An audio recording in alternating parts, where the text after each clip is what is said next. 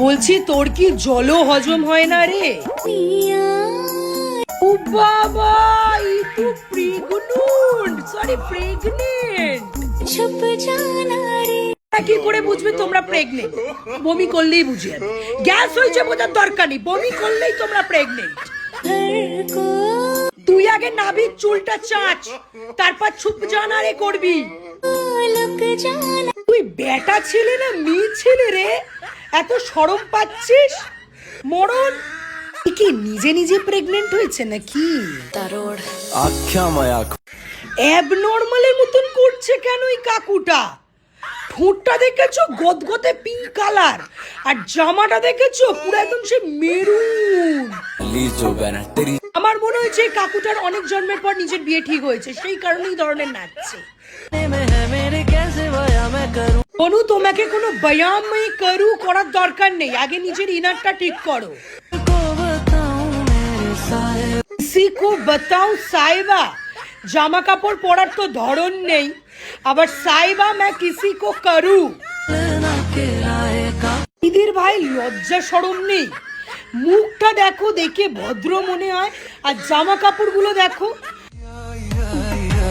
সব ছেলেগুলো যদি এই ধরনের কাজ করে তাহলে মেয়েগুলো তো সিঙ্গেলই মরে যাবে। এ তো আবার আমার মতন ফুল লাগিয়েছে, কিছুটা ইমরান হাশমিনের মতন দেখতে লাগছে ওকে। ঠোঁট দেখেছো?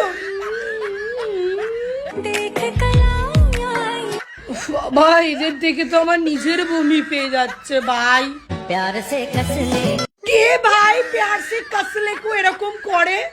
তুমি কি আখের রস বার করছো আঙ্কাল? তুমি কি আখের রস বার করছো? মরণ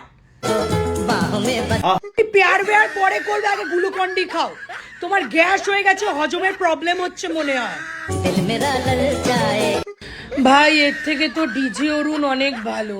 ও হয়তো নিজের বগলের চুল দেখায়, হয়তো ভাট বকে, কিন্তু অন্তত